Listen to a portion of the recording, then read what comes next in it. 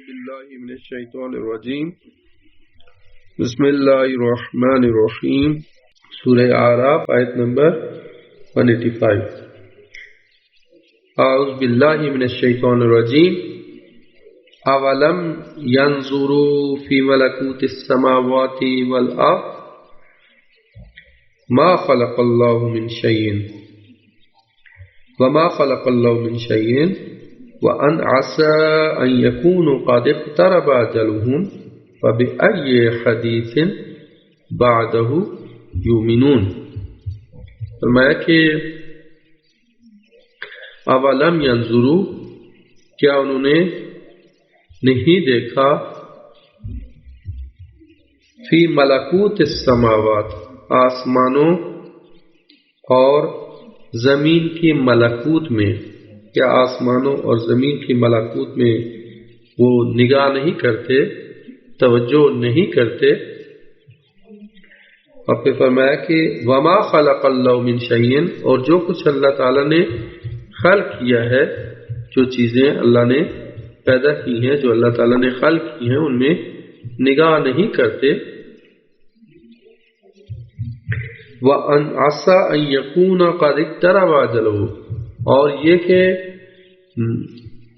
ممکن ہے، امید ہے یا ممکن ہے کہ ان یکون قد اقترب اجلہ، کہ ان کی اجل یعنی ان کی موت کا وقت قریب ہو، ممکن ہے کہ ان کی موت قریب ہو، ان کی اجل موت۔ فبأي حدیث بعدہ یؤمنون، پس اس کے بعد وہ کس حدیث یا کس کلام کے اوپر ایمان لے کے آئیں گے؟ گزشتہ آیات میں یہ بیان ہوا کہ یہ لوگ رسول کو مجنون کہتے ہیں اور تہمت لگاتے ہیں، اور اب یہاں پہ بیان ہوا کہ یہ لوگ جو کہ رسول خدا کے اوپر ایمان نہیں لاتے، رسول کو قبول نہیں کرتے، اللہ کی کلام کو قبول نہیں کرتے، فرمایا کہ کیا یہ ان لوگوں نے یہ آسمانوں اور زمین کی ملکوت میں نگاہ نہیں دوڑاتے؟ ملکوت سے کیا مراد ہے؟ ملکوت یعنی ایک ملک ہے، ایک ملکوت ہے۔ ملک جو ہے وہ ظاہر، جو کچھ ظاہر ہے زمین و آسمان میں، جو کچھ ہمیں نظر آ رہا ہے ظاہری آنکھوں سے، یہ ملک ہے۔ ملکوت یعنی اس کا باطنی چہرہ ہے۔ ملکوت ایک زمین و آسمان کا باطنی اور اندرونی پہلو، یا جو ہے وہ معنوی پہلو ہے۔ اس باطنی چہرے کو ملکوت کہا جاتا ہے۔ علامہ طباطبائی نے بھی تفسیر میزان میں یہ بیان کیا کہ اس ہر چیز کے باطنی چہرے کو ملکوت کہتے ہیں۔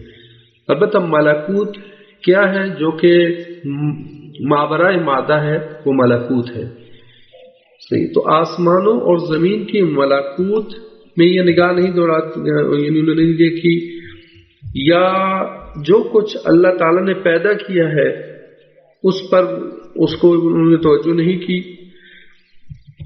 یعنی اس سے کیا مراد؟ یعنی یہ لوگ جو رسول خدا کو مجنون کہتے ہیں، کیا یہ عقل و فکر سے کام نہیں لیتے کہ اللہ تعالیٰ جو اتنی وسیع و عریض کائنات کا خالق ہے اور مالک ہے، اتنی عظیم سلطنت، کہ ایک ظاہر ہے، اس کا ظاہر بھی بہت وسیع و عریض ہے، کہ جس کی ظاہر کی بھی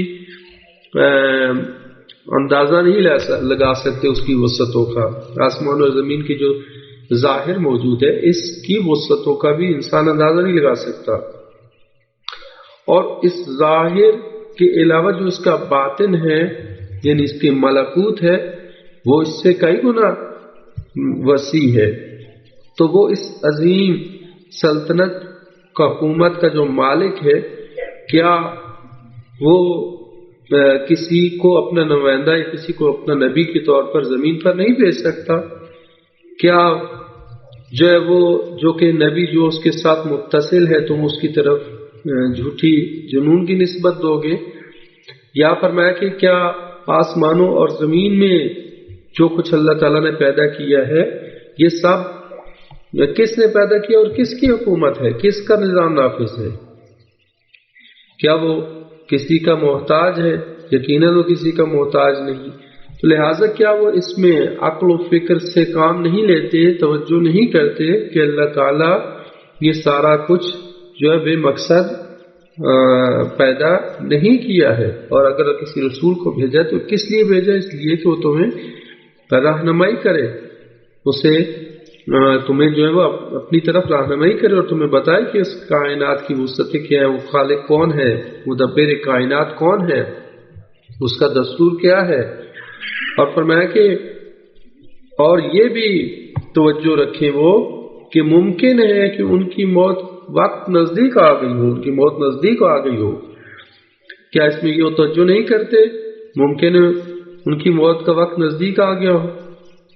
قد اقترب اجلهم, تو یعنی رسول خدا کے فرامین پر جو کہ حق پر مبنی ہیں, ان پر اگر اس دنیا میں اس زمین پر جب تک تم زندہ ہو اس پر عمل نہیں کرو گے تو مرنے کے بعد تو پھر کوئی فائدہ نہیں ہے. اگر مرنے کے بعد ساری چیزیں روشن بھی ہو جائیں گی, تمہارے لیے آشکار ہو جائیں گی, پھر چاہتے ہوئے نہ چاہتے ہوئے تمہاری آنکھوں کے سامنے پردے ہٹ جائیں گے, تمہیں معلوم ہو جائے گا کہ یہ واقعاً رسول برحق تھے, یہ واقعاً خدا تعالیٰ اس کائنات کا خالق و مالک ہے, واقعاً اللہ تعالیٰ نے ہماری ہدایت کے لیے یہ قرآن بھیجا تھا. لیکن اس کے بعد کیا فائدہ؟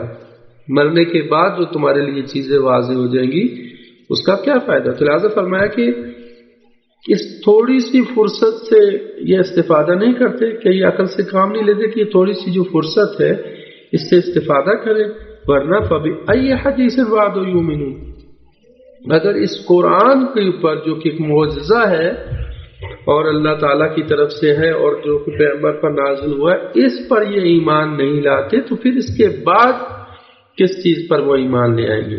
وہ اس دنیا, ظاہری دنیا کے فریب میں مست ہو گئے ہیں اور وہ سمجھ رہے ہیں کہ یہی سب کچھ ہے, اور انہوں نے اپنی موت کو بھی بھلا دیا ہے. وہ اس کائنات کی وسعتوں کے اوپر بھی غور و فکر نہیں کرتے, وہ اس بات پر بھی غور و فکر نہیں کرتے کہ اس کائنات کا مالک و خالق کتنا جو ہے وہ عظیم ذات ہے. ان تمام چیزوں پہ غور نہیں کرتے. اب ان کی ممکن ہے ان کی موت کا وقت قریب ہو, تو پھر جو ہے وہ اس عظیم کتاب پر اگر وہ ایمان نہیں لے کے آتے اور اس پیغمبر پر ایمان نہیں لے کے آتے تو پھر اس کے بعد کس پر ایمان لے کے آئیں گے؟ کیا ان کے لیے ہم کوئی الگ سے کتاب نازل ہو؟ کیا یہ منتظر ہیں اس بات, جیسے دوسری قرآن کی دوسری آیات میں کہ کیا یہ لوگ اس بات کے منتظر ہیں کہ ان کے لیے خود فرشتے ہیں, یا اس بات کے منتظر ہیں کہ خدا خود جو ہے وہ ان کے پاس آئے, ان کو دعوت دے کے مجھ پر ایمان لے کے آؤ؟ یعنی ایک تعجب ہے کہ اتنی چیزیں اللہ تعالیٰ نے کھول کر بیان کر دی ہیں, دلیلیں روشن آشکار بیان کر دی ہیں, تو اب اگر اس پر بھی ایمان نہیں لاتے تو پھر کس بات پر وہ ایمان لے کے آئیں گے؟ پھر ارشاد فرمایا کہ من یضلل اللہ فلا ہادی لہ وَيَذَرُهُ فِي طُغْيَانِهِمْ يَعْمَهُونَ. فرمایا کہ جسے اللہ تعالی گمراہ کر دے تو کوئی بھی اس کو ہدایت دینے والا نہیں ہے. وَيَذَرُهُمْ, اور وہ انہیں چھوڑ دیتا ہے, فی طغیانہم, ان کی سرکشی میں ہیں, یعمہون, کہ وہ بہکتے رہیں. اب آیت کے پہلے حصے سے ایسے محسوس ہوتا ہے کہ اللہ تعالیٰ گمراہ کرتا ہے, نہیں, کہ من یضلل اللہ, جسے اللہ گمراہ کر دے تو کوئی اس کو ہدایت دینے والا نہیں. تو اس سے یہ پتہ چلا کہ یعنی ابتدا سے ایسے محسوس ہوا کہ یعنی اللہ تعالیٰ کسی کو گمراہ کرتا ہے, لیکن آیت کے دوسرے حصے میں اس کی وضاحت کر دی کہ اللہ تعالیٰ کا گمراہ کرنا یعنی کیا. اللہ تعالیٰ کو گمراہ کرنا یہ کہ وَيَذَرُهُمْ فِي طُغْيَانِهِمْ, ان کو ان کی سرکشی کی حالت پہ چھوڑ دیتا ہے. یہ گمراہ یعنی اللہ تعالیٰ انسان کی ہدایت کو, جو کہ اللہ تعالیٰ ہدایت ہر انسان کی ہدایت کے لیے اہتمام کیا ہے, اور ایک انسان جو مسلسل سرکشی کرتا ہے, مسلسل خدا کی نافرمانی کرتا ہے, تو ایک وقت ایسا آتا ہے خدا اس کو اس کی حالت پر چھوڑ دیتا ہے. اس کو اللہ تعالیٰ نے فرمایا کہ یہ در حقیقت اللہ گمراہ کر، یعنی اللہ تعالیٰ اس کا گمراہ کرنا یعنی یہ کہ کسی کو اس کی حالت پر چھوڑ دینا ہے۔ جب اللہ کسی کو اس کی حالت پر چھوڑ دیتا ہے تو یعنی یہ کیا ہوا، یعنی وہ گمراہ ہو گیا۔ وَيَذَرُهُمْ فِي طُغْيَانِهِمْ، اور انہیں چھوڑ دیتا ہے ان کی طغیان کی حالت میں، ان کی سرکشی کی حالت میں، یعمہون کسی میں سرگرداں رہی۔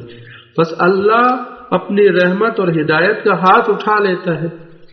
اگر اللہ کی طرف سے رحمت اور ہدایت انسان کی شامل حال رہے تو اللہ تعالیٰ انسان کو ہدایت کر رہا ہے، اور اگر انسان اپنی سرکشی پہ ڈٹا رہے، اللہ کی نافرمانیوں پہ اکڑتا رہے، اس کی آیات کی تکذیب کرتا رہے، تو ایک وقت آتا ہے کہ اللہ تعالیٰ اس سے اپنی رحمت اور ہدایت کا ہاتھ اٹھا لیتا ہے، اس کو اپنے حال پر چھوڑ دیتا ہے۔ تو لہذا اللہ کے سوا تو کوئی ہدایت کرنے والا نہیں، جو اللہ ہی ہدایت کا منبع ہے۔ یعنی اگر انبیاء آئے ہیں، سب ہیں، تو وہ اللہ کی طرف سے آئے ہیں۔ اللہ کے فلا ہادی لہو، یعنی اللہ کے سوا کوئی ہادی نہیں ہے۔ انبیاء کی ہدایت اللہ کی ہی ہدایت ہے۔ اگر اللہ انبیاء کو نہ بھیجتا تو کون ہماری ہدایت کرتا؟ لیکن یہ اگر 1,24,000 انبیاء، اس کی ماں معصومین، یہ سب آئے ہیں تو کس لیے؟ اللہ کی طرف سے آئے ہیں۔ اگر اللہ ہماری ہدایت کا اہتمام نہ کرے تو کون ہماری ہدایت کر سکتا؟ لہذا فلا ہادی لہو، اللہ ہی اگر کسی سے منہ موڑ لے تو پھر انسان جو ہے وہ کھلی گمراہی میں ہے، اس کے علاوہ اس کو کوئی ہدایت، دنیا میں کوئی اس کی ہدایت کرنے والا نہیں۔ اور اسی لیے تو امام زین العابدین کا جملہ معروف ہے دعا میں کہ رب لا تکلنی الی نفسی طرفۃ عین ابدا، پروردگار مجھے ایک لمحے کے لیے بھی اپنے حال پر نہ چھوڑنا۔ ایک مومن کو ہمیشہ یہ دعا کرنی چاہیے کہ اللہ تعالیٰ اس کو اس کے حال پر نہ چھوڑے، یعنی اللہ تعالیٰ ہادی ہے، اللہ تعالیٰ رہنما ہے، اللہ تعالیٰ اپنی رحمت اور ہدایت کے ذریعے سے مسلسل ہماری ہدایت کرتا ہے۔ اور اگر اللہ ہمیں کسی اپنے ایک لمحے کے لیے بھی اپنے حال پر چھوڑ دے تو پھر فلا ہادیہ، کوئی ہدایت کرنے والا ہمارے لیے نہیں ہوگا۔ تو لہذا اس آیت کا مقصد یہ کہ اللہ اپنی ہدایت سے ہاتھ اٹھا لیتا ہے اور انسان کو اس کے حال پر چھوڑ دیتا ہے۔